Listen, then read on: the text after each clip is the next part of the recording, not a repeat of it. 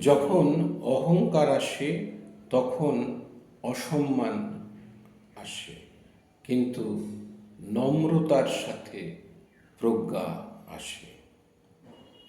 তোমরা পরস্পর একজন অন্যজনের ভার বহন করো।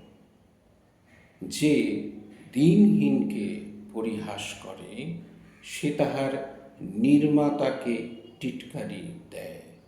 যে বিপদে আনন্দ করে সে অদণ্ডিত থাকিবে না। আমেন। ঈশ্বর তার কথিত বাক্যে আশীর্বাদ করুন। ঈশ্বরের অনুগ্রহ সবার জীবনে বর্তুক। বাক্যই হলো ঈশ্বর, বাক্যই হলো জীবন, আমাদের চলার পথের প্রদীপ। আমাদের জাগতিক জীবনে চলার সময় আমরা যখন বিবিধ ঘটনার উথাল পাথালের মধ্যে চালিত হই, তখন আমাদের মধ্যে নানান অমীমাংসিত প্রশ্ন এবং প্রসঙ্গগুলো চলে আসে।